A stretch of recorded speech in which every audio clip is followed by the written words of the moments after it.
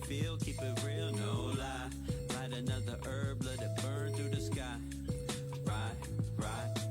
Sipping on sangria, playing that snow Allegra. Hoping moments like this go on forever. Catch me lounging pajamas in a sweater. Especially when weather's looking sloppy. I turn into a homebody, cause it's the weekend. I don't feel like partying, I feel like sleeping. I don't work tomorrow, think I might just sleep until about noonish. I've been working hard, think I deserve to do this like once in a while. Cause this isn't my usual style. My mind is moving past the limit, every minute's a mile. I appreciate the time when I can sit on the couch, turn the music up and just zone out, cause it's a whole vibe. Gotta keep it wavy, keep it chill, low tide.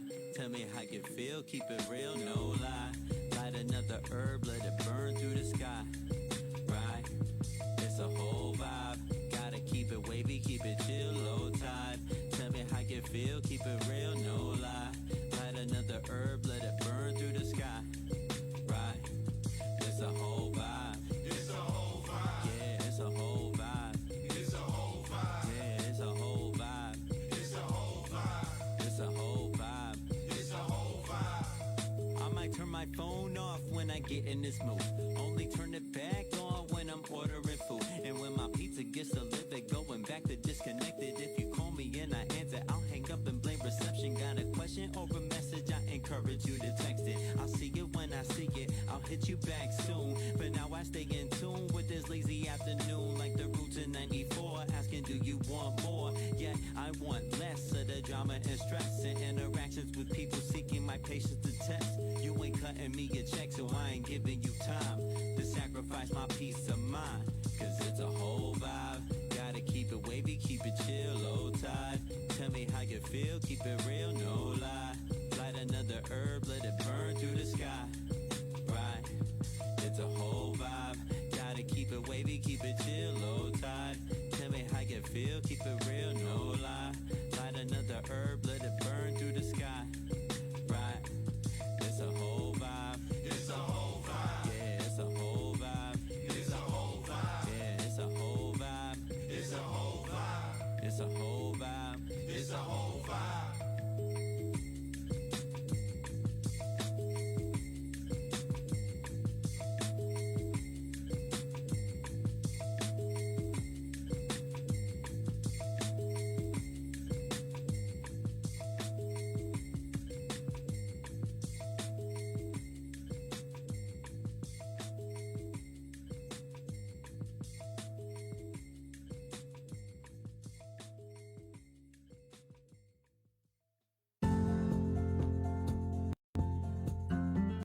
Rise and shine. Pour yourself a cup of coffee and tune in to Good Morning Aurora. News, weather, and really cool interviews. Monday through Friday from 8 to 9 a.m.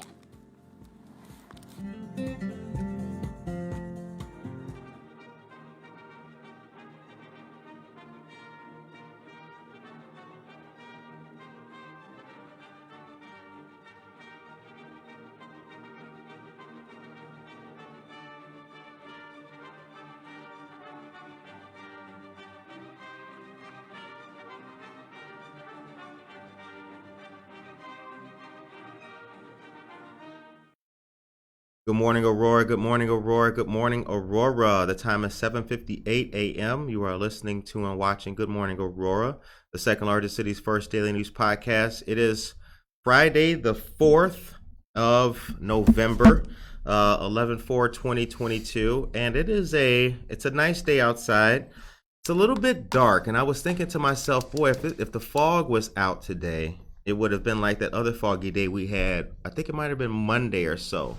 Monday when I came out the house, it was really foggy, and it was very nice. But as I'm speaking, let me look up your weather today. I'm glad that you guys are all here. Aisha Saxon, good morning to you. Ellen Brady, good morning to you as well. Norma Peterson, hello out there to all of you great listeners. Okay, the high today will be 62 degrees. That's going to be nice. Looks like we'll reach that high at around, 64. It looks like we'll reach that high at around 10 a.m. Bless you, Monica. Got sneezes already, but be blessed. Be blessed. And there's going to be a little bit of rain today. It looks like there's a 40% chance. Our guest today is Mr. Anthony Catella. He is here to speak with us about life, liberty, the pursuit of happiness, everything in between, and speaking about candidates who are running and endorsements for them. How are you today? Very well, very well. How's very that well. coffee? Good to see you, sir. Oh, it was good. It's very good. All right. I enjoyed it a lot. Thank you. All right. Thank Treadwell will be glad to hear that. The coffee is from Treadwell. Treadwell, so good you. morning. Hello. Tell them hello. Jennifer Ryan Mayton is here. Good morning to you as well. Before we get started, I want to say that I hope all of you have a great weekend. It was a heck of a week. I saw a lot of you doing a whole lot of things. I saw some of you giving speeches. I saw some of you welcoming new members of your family. Shout out to the new babies born. I saw a lot of great things for a whole lot of you people, and I hope that you guys just carry that energy into the weekend in a safe, responsible fashion. Please do. And congratulations to all the people who've achieved great things out there during this week. Harry Beast Dog Parlor, so many of you. The Aurora Regional Fire Museum, great events going on there, and also the David L. Pierce Art and History Museum. If you are not familiar with the David L. Pierce Art and History Museum, our friend Perry Slade, as a photographer, he has an exceptional exhibit that's going to be debuting there with a whole lot of Aurora in black and white. His photographic medium is black and white, and he really makes the city look good. So please support him as an artist and all the other artists out there. The time is 8:01. Anthony, how you feeling? Oh, very well. I'm very, very happy to be here, and it's good to be here with you. Very good to be here. You grew up in St. Charles. Yes, I did. From St. Charles to Aurora, Rivertown, right up the way there. What is the St. Charles story? Is it anything like the Aurora story? Well, let's see. St. Charles became a town in 1834. They beat us. Yeah. Yeah. Because we're 1850... 7 or 1853. 1853, I think. 3, 4, somewhere in there. Yeah. Well, yes, very good. So right in the same time period, maybe about 20 years difference. 1834 became a town. It was settled by people like Evan Shelby, an Indiana man. Okay. He had just gotten done with the Black Hawk War, and he came east and founded the town, or settled on the banks of the Fox River, on a hill east of town. And I know right where it's at. It's on East State and 4th Street today. Okay. In 1834, and then it became a city. It was chartered as a city in 1874, several decades later. But it was originally known as Charleston. Really? Mm-hmm. Didn't know that. It did. It was. But then it changed its name to St. Charles. The city people at that time, Stephen Smith Jones, one of the first attorneys to practice in town, decided to change it to St. Charles because they're down south. It was being confused with the city down south of Charleston, Illinois. Which, incidentally, I know I've been to Charleston, Illinois because, that's one of the locations of the Lincoln-Douglas debates. And then, of course, I attended Illinois Premier Boys State down there in 1988 as a senior in high school, or a junior in high school. I was nominated by my Legion post to go there and learn about state government, local and state government. It was a good experience for me. Okay. I All was one right. of 7 people in my high school that went there. Wow. Oh, no small feat, no small measure. That's right. I ran for governor and didn't quite make it, but then I went all over campus getting petitions, people to sign my petition so I could be a write-in or an independent. Okay. I still didn't win, but oh well. It's in trying. Right. It was that so high school age, right? Yes, That's high school I was years. 18 years old in 1988. The first week in June. I think that was the 53rd or 52nd annual session. Was that what sparked your interest in politics? Oh, well, it was certainly was a help, but I had been interested in it for a long time, for a period before that too. Okay. Back in 1980, in the 1980 election, with Reagan, Carter, and Anderson. Okay. Anderson was an Illinois congressman. John Anderson, the third party candidate. Let me plant a flag for folks. This is going to be an episode full of history today, as we kind of talked about in our very first meeting when we met. Was it last week? When did we first? I think so. I think it was last week. So here's the thing. I didn't know St. Charles was once called Charleston before that. So I'm happy because I've already learned a few facts, and it's only 8:04 a.m. So keep the facts coming, Well, brother. I'm going to keep them sure coming. sure try. I'm going to sure try, my friend. Dora Sanchez Soto, good morning to you. Ellen Brady, I love that the Dome is back on the Hobbs building. Yes, the Dome is back. Yesterday we had a great ribbon cutting, and one of the most iconic buildings in Aurora has its onion dome back, the Hobbs building. It's reminiscent of Moscow. Yep. Yeah. Well, before the paint, before they repainted it, it really did. At the corner, it had a very czarist kind of look to it. If you were standing at Wabanza Community College, you could see it. It really did. It was bright red too, so it was an interesting building. Appropriate color. Yeah. Well, of course, the Tsars weren't communist. Right. That's before. That is exactly. That's way before. But they weren't 1917. good people either. Okay. And there's a story about the Tsars and the wonderful person that wrote "God Bless America" that I might want to segue in. Okay. All right. The time is 8:05 a.m. So, tell us about when we're going to get into endorsing Catalina Lauf. Oh yes. And Miss Lauf and speaking up for the team, our nominee, and letting it be known the things that they do and why people should know about them. But I want to talk about Kane County itself. What's your assessment of the county? Is it healthy? Give it a rating. Oh yes. Well, I'm trying to recall 2 years ago when I gave a campaign speech to kick off the last campaign, not my campaign, but the general campaign. I was putting out some facts and figures, and I only wish I had the copy of that speech with me here, because then I could read it to you. But Kane County is one of the best counties in the state. I mean, it's got an excellent budget and excellent leadership with monetary matters. And Mr. Lawson, he's running to be our county treasurer. Okay. And it'll be in even greater shape when he gets in, because that man is a whiz at numbers. Okay. And so I think it's one of the best economically led counties in the state. It really is. It's had good leadership. Okay. At the moment, too, I think one of the things most on people's mind, and I'd like to get your opinion of it, is, how socially we've seen a lot of development. Do you spend a lot of time in Aurora? Not much. Okay. Not much. Why not, man? Well, I should. Yeah. Well, actually, you're not going to get lunch at one of our fantastic. Well, let me take that back then. When I was a seminarian in my previous church affiliation, I had an assignment at one of the local parishes here. Okay. And that was in Aurora. It was here. Okay. And so I spent about it was a summer here. Okay.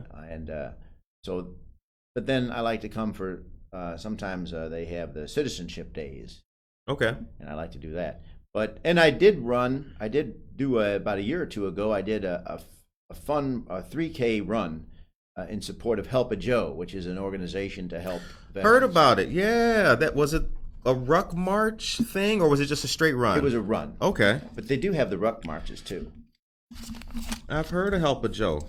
Thank you very much. Congratulations. And we want to say that you are a Army veteran too. Oh, 100%. Thank you for your service, brother. Well, thank you for your service, sailor. The Help a Joe organization, are they located? Is that an Aurora or Kane County organization? I just can't remember. Okay, because I've only seen a flyer of theirs, but they've done a few other great things too. Oh, they have. Oh my gosh, they have. It's a good organization. Okay, all right. You got a pipe? Yes, I do. A corncob pipe. But you're not a smoker. Well, I do. I really do smoke it. Okay. I wish I could have the smoke billowing as I'm speaking with you here today, but times have changed. They have. Remember, I just hold it as a prop. I remember we could smoke in buildings. Oh, sure. I remember that. And being a person interested in history, I like to watch videos and films of how people did things. And if you go back to the 50s and 60s, and even like, for instance, the Watergate hearings, you would have people like John Mitchell smoking, puffing. You'd have billows of smoke coming out of the pipe. Well, he's in that Senate caucus room smoking away, answering questions. Yep. Or Douglas MacArthur, who smoked a corncob pipe. And I smoked one because he did. When he was being interviewed at the Senate committee after he had been returned home, he was smoking, very, very openly, answering the questions of the senators. It's a nice prop too. Although I don't know if it's characteristic of me. It's getting to be, but amongst other things that have changed in the world, in the nation, in the country, and in regards to politics, what do you think some of the biggest changes have been from then till now? Well, I think it's more televised, and more people know about candidates and things, and it's good and bad. I mean, more people know about politicians and what they're doing than they did back then. Like, say, 60 years ago in 1962, or 62 years ago in 1960, when Kennedy and Nixon were running. I mean, you didn't know about the private lives of Nixon or Kennedy. Sure. But today, that's true. Today, you know about the private lives of these people. I mean, I'm not saying the local people, but the national people. Right. And you have the 24-hour news media that you have today that you didn't have back then. That's true. And so it's in everybody's face constantly. And so that's good and that's bad. It's good because then you can know more and have more information at your fingertips. But then it's bad because it gets to be a little too much.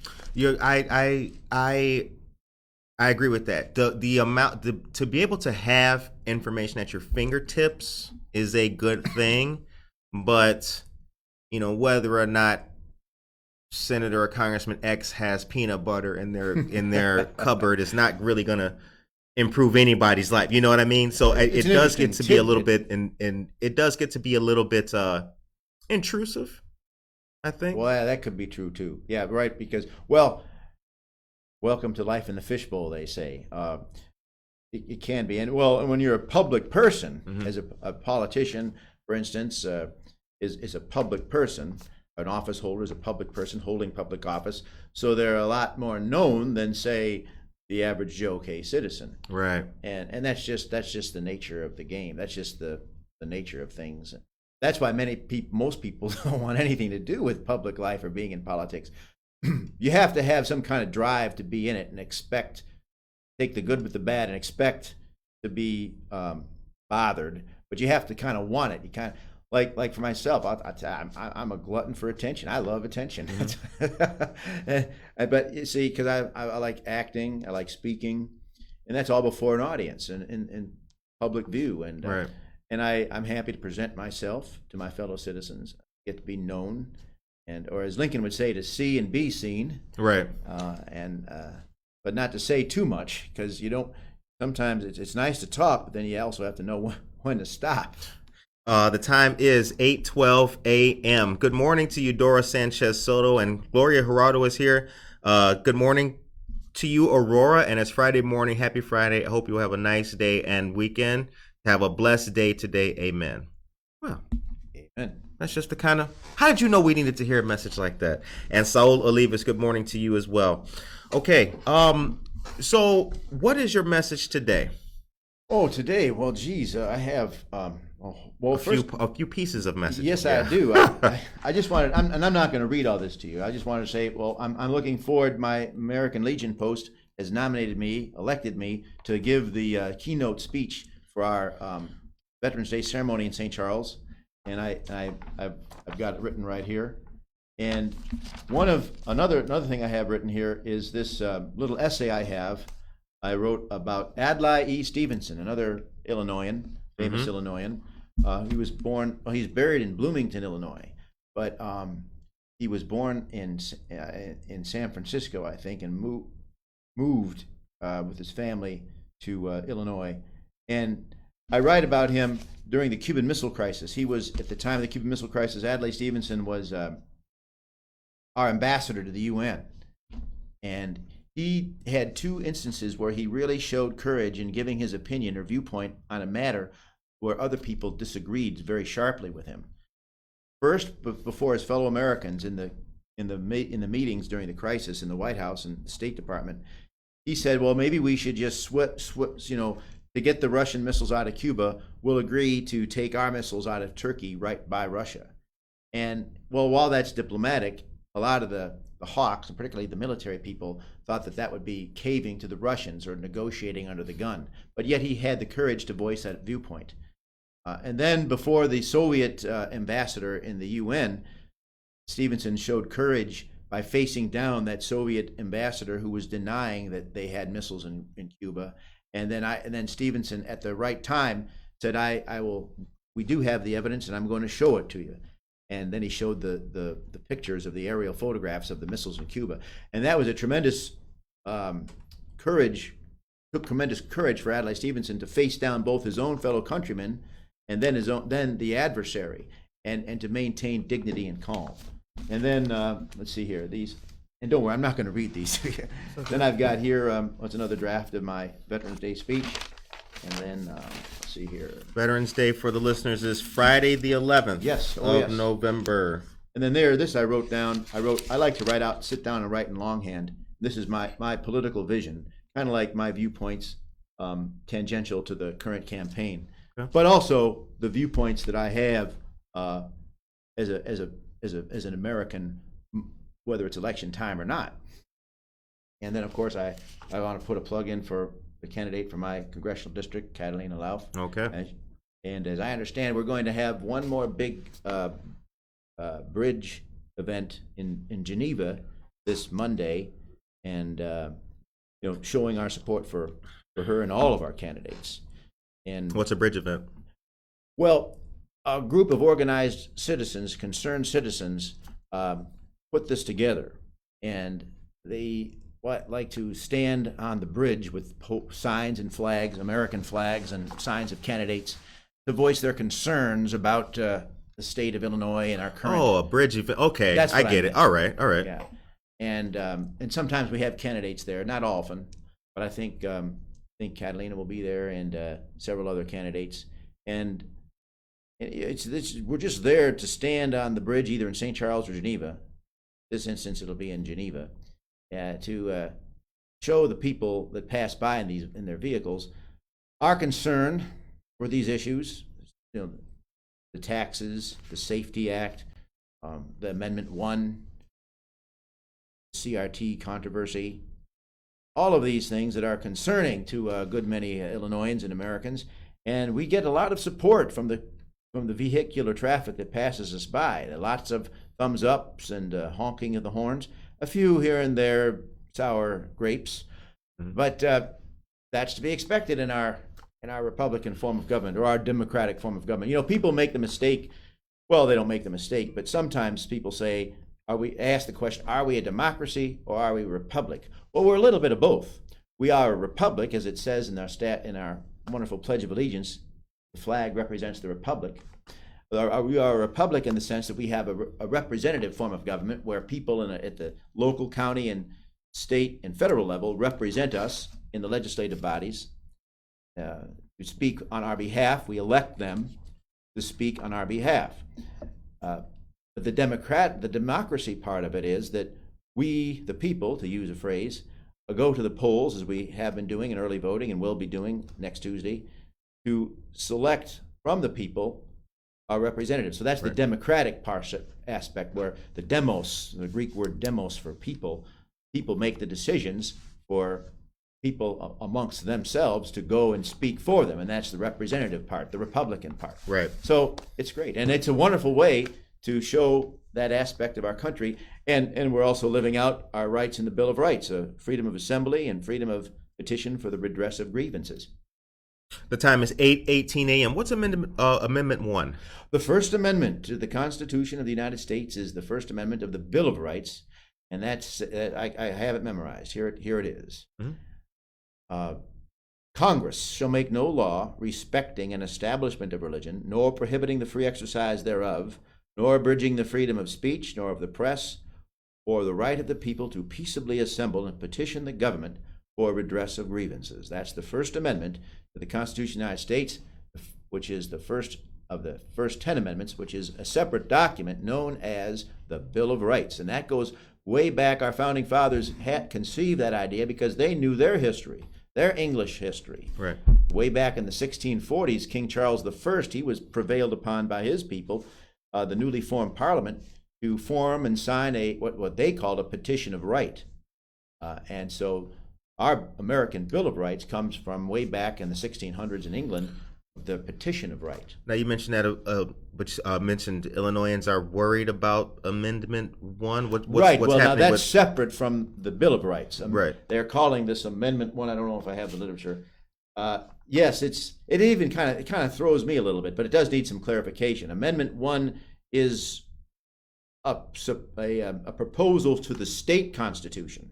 This has got nothing to do with the federal constitution. Okay. It's the state constitution of Illinois that certain groups and legislators are for, and they call it Amendment 1. I don't know why they do, because the state constitution has many amendments already, but this particular amendment is what they want. They call it the Workers' Rights Amendment.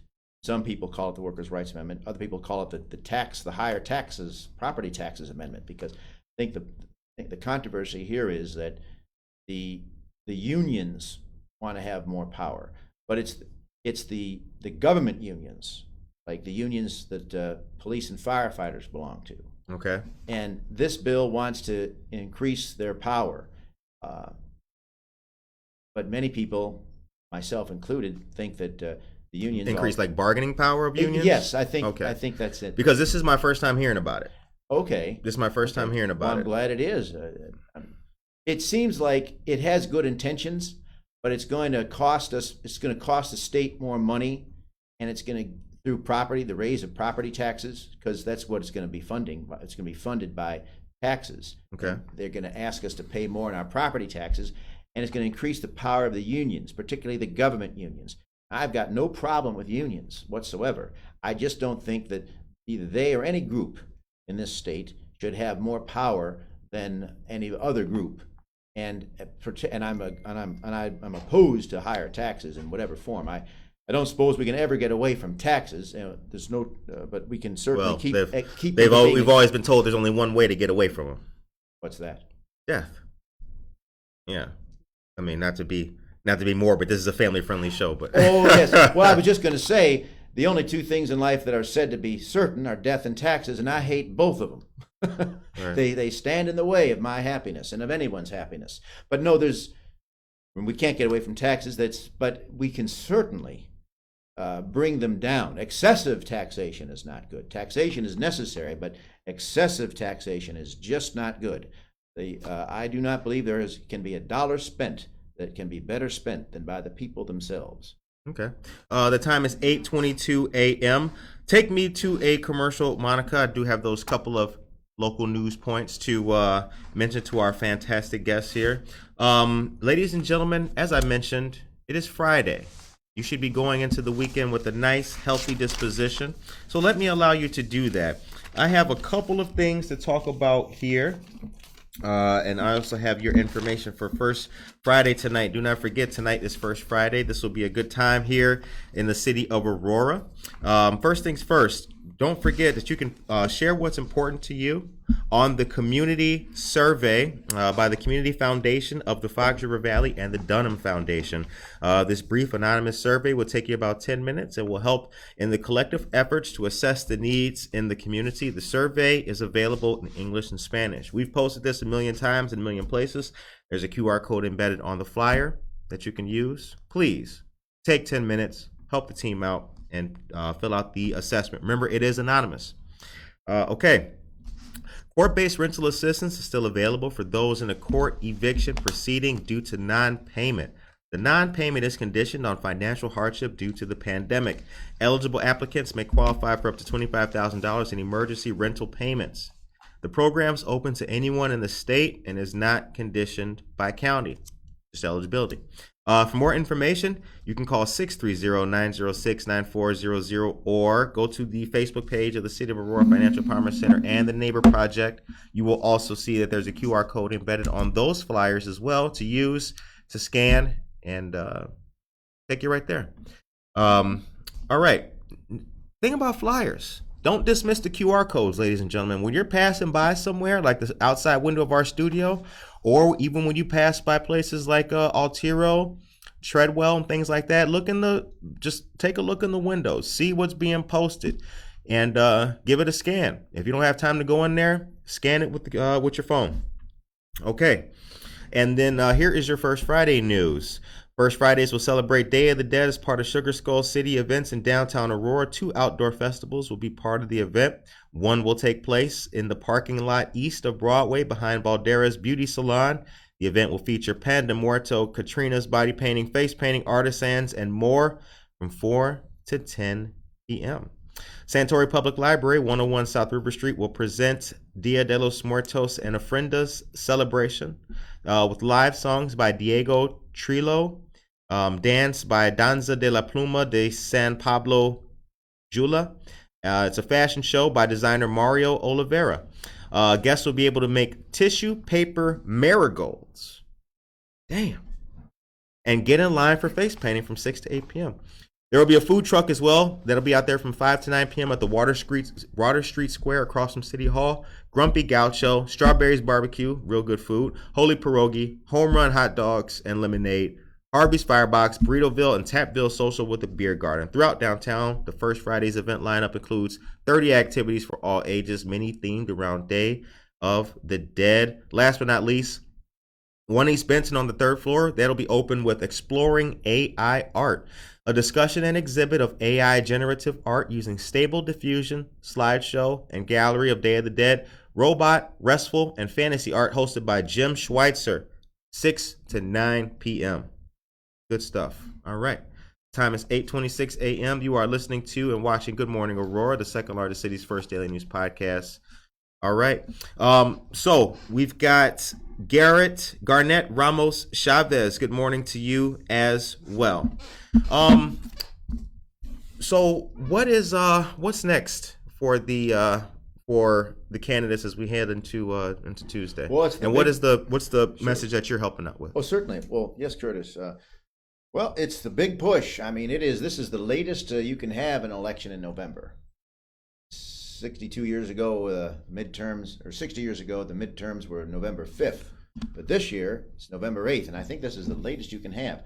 Well, all the candidates are moving into the home stretch, the last big push to get the message out to the voters and to bring it all home for this great state of Illinois and this great country of the United States. And we all of us have to work together. And I just wanted to share with you a quotation from James A. Garfield. Now, Garfield was our 20th president.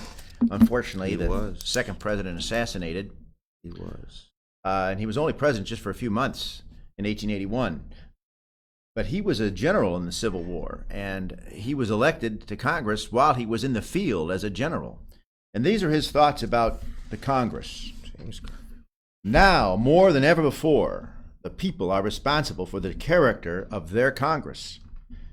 If that body be ignorant, reckless, and corrupt, it is because the people tolerate ignorance, recklessness, and corruption. If it be intelligent, brave, and pure, it is because the people demand these high qualities to represent them, back to that representation again, to represent them in the national legislature. And so my plight to my countrymen and my Illinoisans would be to vote for candidates that are intelligent, brave, and pure, so that we can have the kind of country that we want. And only you can decide that in that sacred few moments in the voting booth. And so we have a great choice to make in this midterm elections. And these midterm elections is just as important as a presidential year, and we cannot afford to wait for a presidential year. Now, hopefully, basically, I'm of course a Republican, and then there's the Democrats, and we have a choice. But in the end, no matter who has the majority, we have got to get together in this country. We've got to come together in this country and realize that it's only during election times that we're Republican and Democrats. But after that, once we have our elected leadership in, we're Americans. We really always have been. And if we're going to survive as a country, Americans, we must be united. We stand as Americans. And I would say, and it's all wonderful to say, but let's make something even more wonderful. Let us act it. Let us Right. do this for the common welfare of our country. And, I voted in person, not on election day, but I voted in person in my boots and BDUs. I went and voted in my military uniform because Charles M. Province wrote many years ago that it is the soldier and not the politician that guarantees us the right to vote. And I believe that very firmly. And so, my fellow countrymen, when you go to the polls on November 8th, when you do, or if you already have, you're going to vote for politicians who are either going to win or lose. But vote for the politicians of your choice. But remember the American soldier who puts his life on the line, her life on the line, to give us this great way of life that we have in this country. And it is the most precious thing we have. We mentioned at the very beginning, life, liberty, and the pursuit of happiness. That's part of the American lifestyle. The American way of life is that pursuit of happiness. And we must live it, but not only live it, but know and cherish it and protect it as we live it and believe it. What is it like? You have experience in politics. What is it like when you meet candidates who have the desire to get in, but maybe not the experience, or they've had maybe a little bit of experience and they've done, a little bit of canvassing or work, or perhaps they've got to a level of PC. How do you work with or guide them? And do you find that they're a novice completely coming about it, or do they have some type of, foundation with which to build on it? What's it like working with the people who are new to it? Oh, sure. Well, I was at a Darren Bailey event in Glen Ellen this past week, and it's very gratifying and inspiring to see youngsters in their early teens and early 20s stepping up to be, say, precinct committeemen or persons. And you really have to have a good example to be shown at a young age to like politics or anything really, sports, politics, the performing arts, and anything. You something has to connect with you at a young age or in your youth. In this instance, politics. And I know for me it was probably the election of 1980 that first I was 10 years old. Dating myself, I guess. I was 10 years old, and I remember watching as an assignment from my fourth grade teacher, Mrs. Maloney, God rest her, to watch the presidential debates with President Carter and Governor Reagan. And I remember watching it with my family, and I just was very, as a 10-year-old kid, very compelled. And then we did a mock election in school. And now back then, I must admit, I was more of a partial to President Carter, and I was a Democrat because, well, my mother grew up in Chicago, and my father grew up in Pennsylvania, and his father was a working man, and so they were Democrats, and he was a Democrat for a long time. But he changed. We switched to the Republicans in '96. My first votes were for Dukakis in '88 and Clinton in '92. Yeah. But since 1996, I've been voting Republican. But back then, when I was young, they're watching those debates, watching those two men who I knew were big, important people. It impressed me, and maybe if I was somebody else, that wouldn't have, but this did, and it's been with me all my life. And there's three things in my life I've always aspired to be, and that's an elected official, a soldier, and a minister of the Lord, which I've done a little bit of both, a little bit of all three, and because these are the things that are important to me. And if I was somebody else, maybe I'd be talking about three different things. But I'm me, and I have to be honest. Right. But to start out, and then all of a sudden, in 2016, when I was, I came back from down south. I was doing some church work down south, and I came back. I'm done with that part of my life. But in 2016, when the campaign and the presidency began, I was passing by the government center in Geneva, and I saw an invitation to train to be an election judge. And I said this was another key moment in my life. I said, well, election judge. Now I could have just written that off, but I said there's something inside me told me, look into this, Right. train, become an election judge, and I did. And then and I got interested, got involved with the Kane County Republican politics. I remember as a youngster in high school campaigning with the Republicans for Bob Dole, and I didn't want to do that because I considered myself a Democrat back then.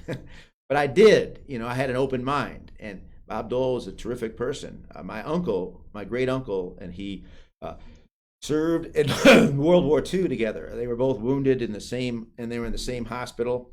And so, in any event, then election judge, and that brought me into being being appointed a precinct committeeman. And I'll tell you this quick story about how I got to be a precinct committeeman, which is the only office I've been able to hold. Because the lady on my block who knew me, she had been in it for many terms and was kind of getting tired of it and wanted to hang it up, and she was going to be moving anyway. So she suggested that I be her successor. And we went to Mr. Shepro, our county chairman at the time, and he was willing to appoint me. And I remember I was appointed on November 19th, 2017. Yes, 2017. And I always remember that that's the date of Lincoln's Gettysburg Address. So then I was appointed, and I got to learn what a precinct committeeman is, and it's wonderful. Then I ran in the primary. I ran in the general election to be a committeeman to get elected, because you have to be elected. You're either elected or appointed.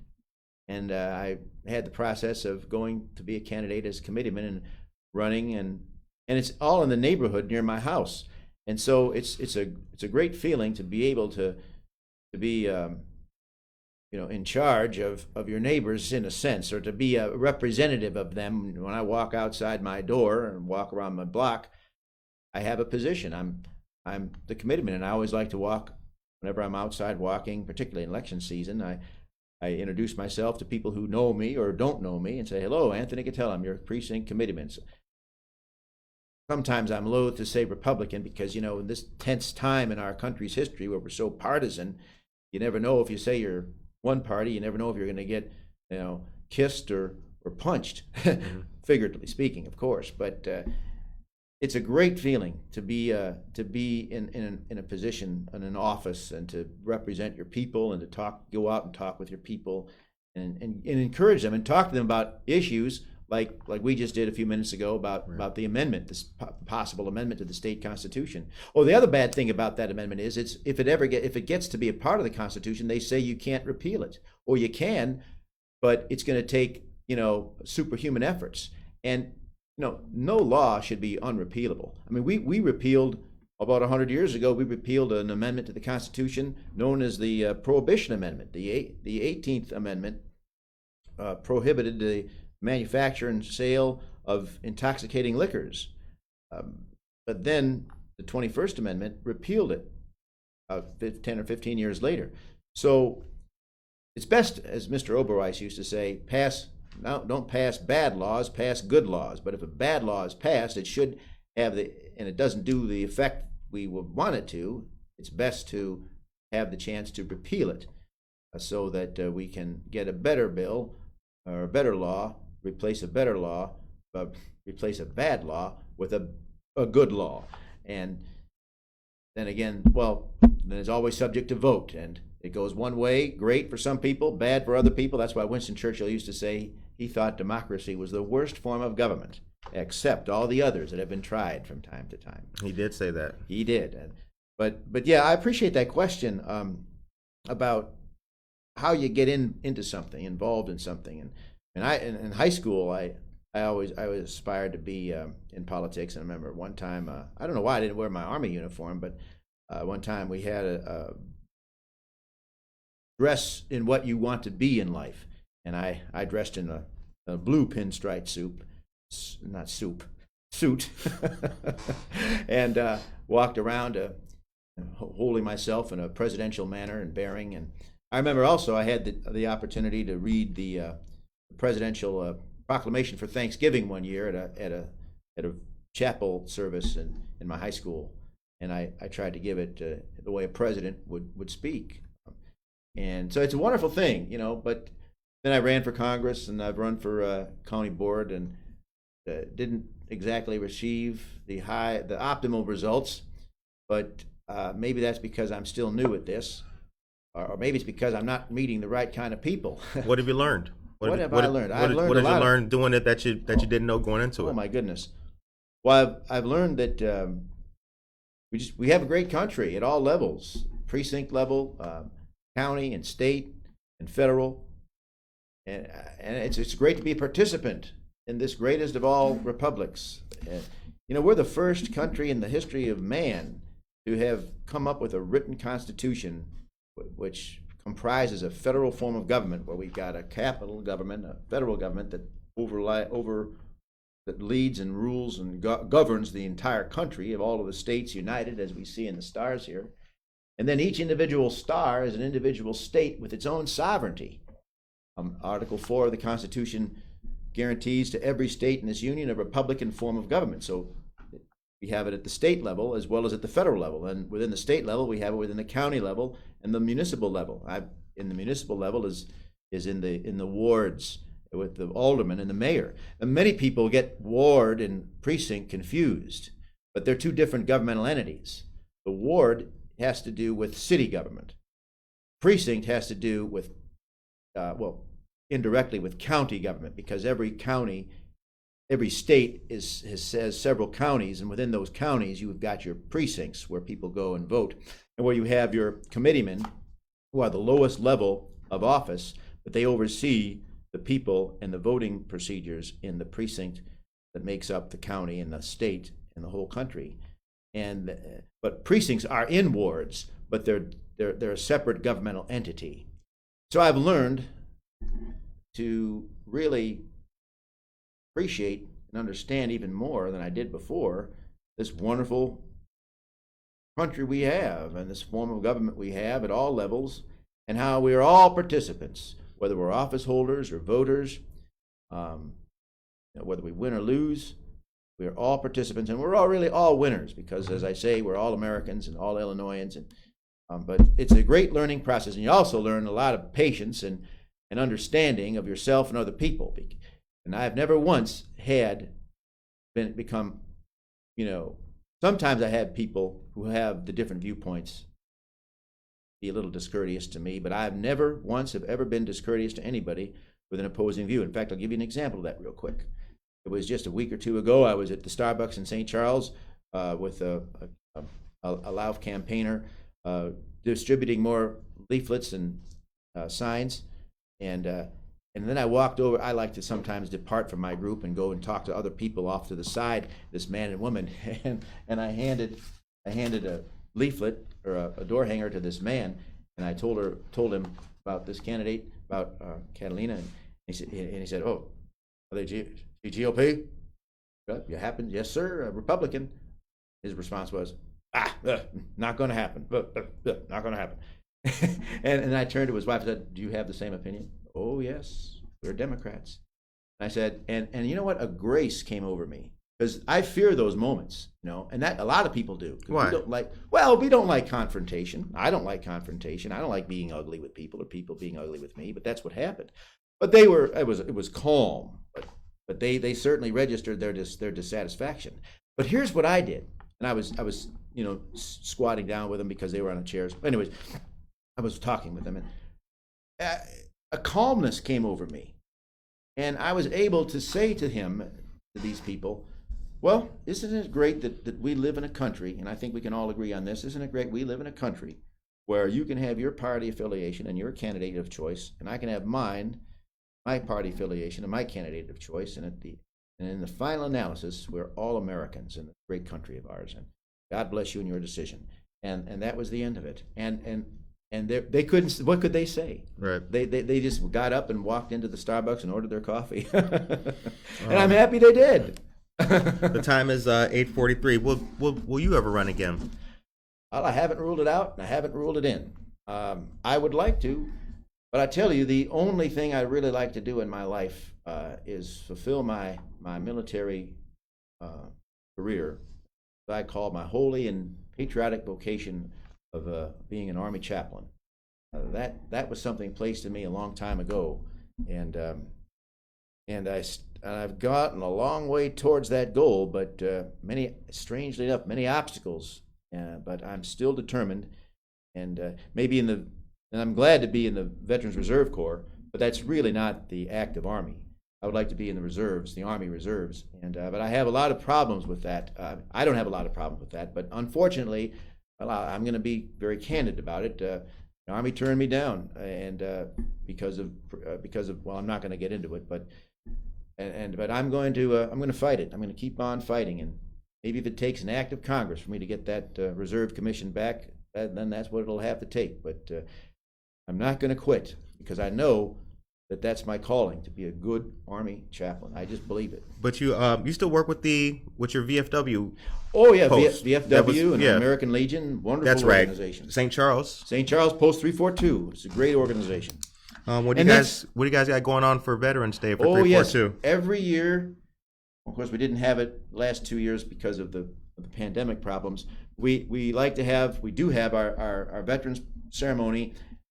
These last recent years, we've had it inside the bay of the fire department in St. Charles, off First Avenue. Okay. In St. Charles, and it starts at 10:40 and goes to 11:30. And I'm so grateful to be chosen to give the speech. I was chosen to give the speech 2 years ago, but we canceled. And a wonderful and good fellow Legionnaire, retired full bird colonel, I feel very, very touched that he remembered me and said, "We still want you to give our talk. We're going to pick it up where we left off." Okay. So he didn't, choose anybody else. He asked me, and like I said, I'm sure that's a good feeling. Oh, it's good to feel useful in this old world. And I have it written out right here. In fact, after this, I'm going to go back to the library and retype it. He went over it with a fine-tooth comb, and these colonels. I'm the captain submitting a report to the battalion commander, and the colonel is going through it with his pen. And fortunately, it's all well and good. He liked a lot of what I said. Just tweaked a few things here and there. Good. So what's next? Next. Next. Well, it kind of reminds me of the last line in one of my favorite movies that I like to watch, especially during election time, The Candidate. He was you like Robert Redford. We were too. just talking about Right. Well, what's next? The question is, what's next? Well, after he won the election, he was aside with his campaign manager, and the campaign manager said, "What's on your mind, Senator?" And he said, I don't know. And then he asked, "What do we do now?" So what do we do now? Just keep on driving on. Always motivated, sometimes aggravated, but determined. I look forward to a great victory for not only for a party of my choice, but also for all of us as Illinoisans and as Americans. And I'm looking forward to my speech to the veterans, to my fellow veterans and townspeople, and I'm looking forward to a great future for myself and for my fellow Americans, and always ever upward. It's always a rising, not a setting sun, and like Ronald Reagan would say, it's always a new day for America. We have to believe that. Otherwise, you can just forget the whole thing. And I'm not about to forget it. The time is 8:48 a.m. Monica, do me a favor. Take me to one more quick commercial. Couple things to mention. And then, Mr. Catella, you will get the last word of the day. Oh, my goodness.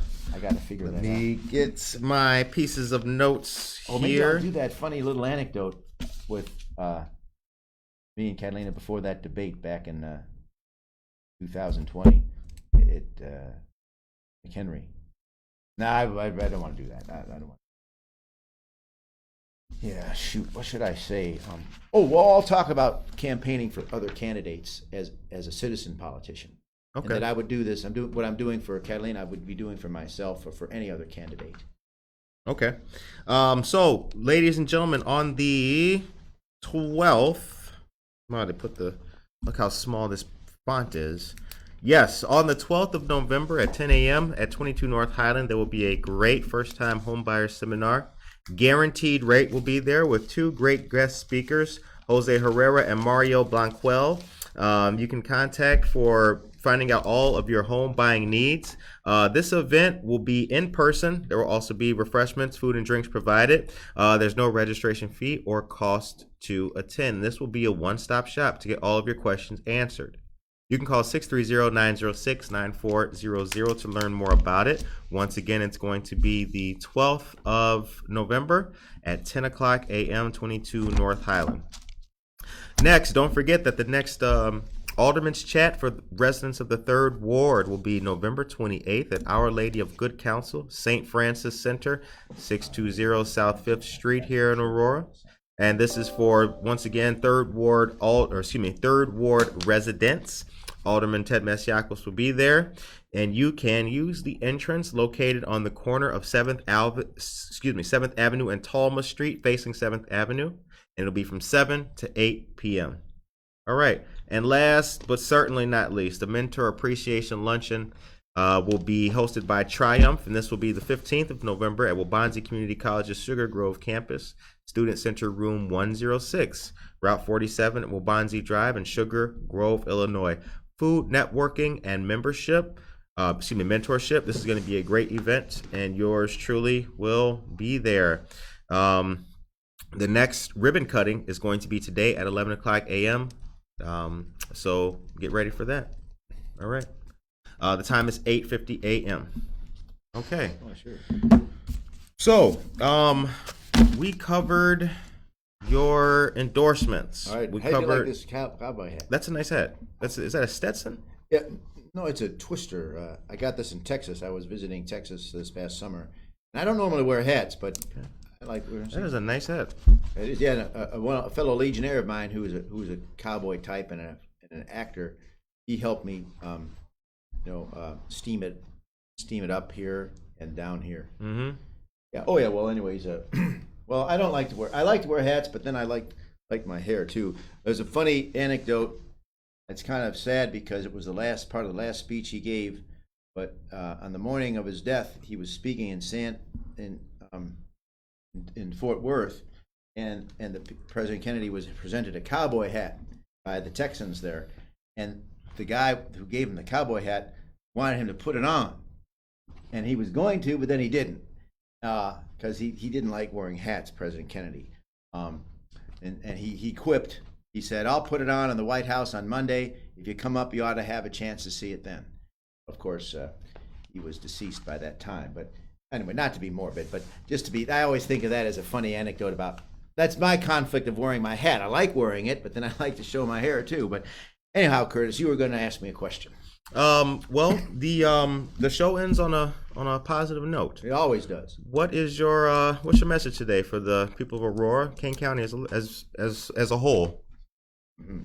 Well, my message would be stay positive, stay faithful, and don't let personal and national and local problems get you down, because there's always going to be a way to solve a problem. We just have to keep our heads and put our heads together and solve the problem. But it's easy to get down, it's easy to get discouraged, but we mustn't allow that to happen. Like, I could be, pouting on the sidelines because I'm not a candidate running, but I choose not. It's all a question of choice. I choose to be involved as a citizen politician, helping my fellow Republican candidates who are running as best I can. I can't help them all, but I can choose. And I thought perhaps of all these candidates, we've got. I just to a great extent I helped Jim Martin. Well, not to a great extent. I spoke a few words on behalf of Jim Oberweis 2 years ago. And I would have done it for Martyr this year. Would have liked to have done it for myself. But our Catalina, she's the nominee. And so I'm campaigning for her as if I would campaign for myself. And I'd do this for anybody. It just so happens she happens to be the wonderful nominee. And so I'm doing what I'm doing for her as a citizen politician, what I would be doing if I was an actual candidate politician, and I have been. And so it's in giving talks and doing some radio ads, and then also in the Farmers Weekly down south in Joliet, outside of Joliet, a nice little ad in the paper, some bullet points as to why I'm for, and just trying to help help a fellow candidate. And again, I'd do it for anybody. I'd even do it for myself. But you see, I have chosen to be positive and to try to help somebody achieve their dream, because I know it's been very difficult to get to where I'd like to be in life. I've gone through many hurdles, overcome many hurdles, but I've also been able to do many things as well. I was planning on, if things had worked with my previous church and endorser, this probably would be my 6th or 7th year on active duty as an Army chaplain. But I didn't get any cooperation, and I was told to go home basically, and so I came back here to Illinois, and I had to pick up the pieces and figure out what to do. And many things happened in the realm of politics and in the realm of military service, even though it's been difficult to get back in the reserves because of a problem in my past. No legal problems, thank God, but medical, which I've overcome. But I've been able to be in at least 2 military organizations, the Indiana Guard Reserve in Indiana, and now the United States Veteran Reserve Corps. And most people don't know about these military organizations, but they do exist. And well, the VRC is more of a charity now, but in its early beginnings, during the Civil War and after, it was a part of the Army. And Theodore Roosevelt, he was a colonel, but he wasn't a colonel in the active Army. He was a colonel in the United States Volunteers, and that's still in a military organization in existence today. But we just don't hear about it much. But my point would be that no matter what problems you face in life, do not let them dominate you. Have faith in yourself and in God and in your country, because I believe in 3 things, and I would exhort all of you to believe in these 3 things too. I believe in God, I believe in my country, and I believe in me. And I would exhort our wonderful listeners here this morning to believe in your God, believe in our God, whatever religion you have, believe in this great country of ours, and believe in yourself. And that's the ticket forward. And I always like to quote our candidate Catalina. I think she put it well when she says, "We live in the greatest country in the world, even on our worst day." And I subscribe to that completely. And I would add that whether it be our darkest night or our brightest day, we are the United States of America. Oh, and one last thing I told you about, I would talk to you about Moscow and czars.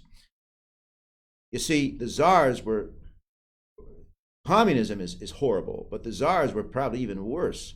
And they led Russia before the communists overtook. The communists overtook Russia by taking out the czars. But before that, the czars were terrible people, and they were very oppressive. And in the early 1900s, a man whose name was Irving Berlin, he and his family were Russian Jews, Russian Orthodox Jews, living in Russia, and they were terribly persecuted. And so what did they do? They packed up and got the heck out of an oppressive country. Where did they go to? The United States of America. And years later, when Irving Berlin was serving in the First World War in the American Expeditionary Force, he wrote a song for the soldier show, and it was looked at, but the CO said, "Nah, we'll file that away." Well, after World War I, and just years later, in 1938, a woman by the name of Kate Smith